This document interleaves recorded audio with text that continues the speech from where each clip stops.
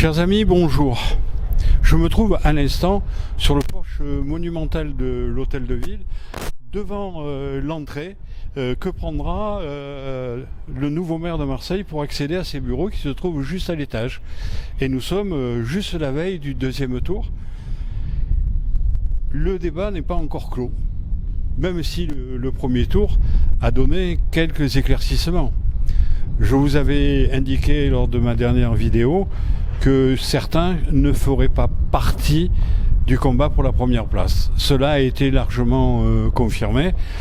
Monsieur Dologu, qui criait à Uadia qu'on verrait avec lui tout ce qu'il était possible de voir, mais finalement on n'a rien vu.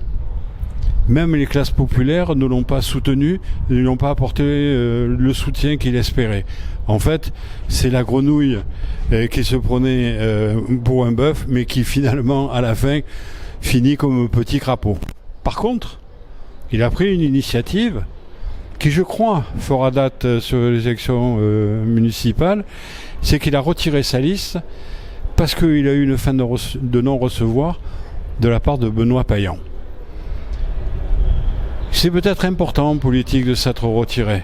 C'est peut-être important pour demain parce que si M. Payan gagne, il sera l'otage de LFI parce qu'il aura gagné, parce qu'ils sont retirés. Mais je vais y revenir tout à l'heure. Deuxième réponse affirmative, c'est celle concernant Martine Vassal. À l'évidence, j'avais prédit que c'était une hécatombe, mais à ce niveau-là, c'est quand même quelque chose d'extraordinaire. C'est le rejet de sa personne qui s'est exprimé lors du premier tour.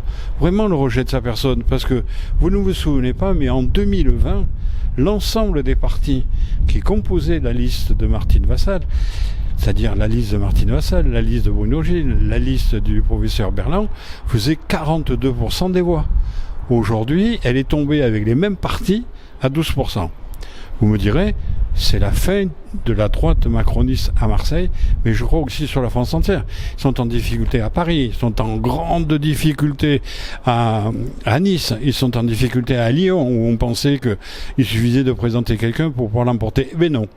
Et donc on se retrouve avec deux grands concurrents pour le soir du deuxième tour. Parce que si Martine Vassal se maintient, ça ne changera strictement rien. Et je pense même qu'elle fera moins de 10% au soir du deuxième tour. Tout ça, il paraît qu'elle se maintient pour maintenir la droite macronienne à Marseille. Mais comme je vous l'ai dit, elle n'existe plus. Elle est à reconstruire. Et il faudra à un moment ou à un autre que Martine Vassal comprenne qu'il faut savoir se retirer quand la table est desservie. Mais revenons à Benoît Payan.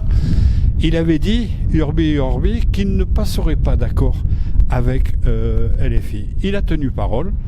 Et de ce côté-là, on doit lui rendre acte de cette décision. Est-ce que ça va l'aider à gagner ou pas? Je ne le sais pas. De l'autre côté, il y a le Rassemblement national. Le Rassemblement national ne fait pas le score qu'ils auraient dû faire.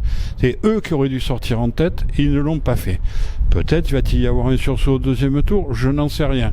Peut-être qu'une partie de l'électorat de Martine Vassal va le soutenir, je n'en sais rien. Ce qui est important de savoir, c'est que nous sommes tous devant nos responsabilités maintenant. Il ne faut pas dire si je veux pas. Il faut choisir ce que nous voulons comme société pour demain à Marseille. Et ça vous appartient de le faire. Vous y réfléchissez, vous y pensez, mais ne vous trompez pas. Car selon votre choix, c'est ce qu'on aura à Marseille, et il ne faudrait pas qu'on dise c'est la faute à l'un ou c'est la faute à l'autre.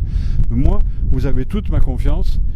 On ne peut pas vous dire pour qui vous devez voter parce que vous êtes suffisamment responsable pour savoir ce que vous devez faire. Allez voter dimanche prochain et ne vous trompez pas. Amicalement vôtre.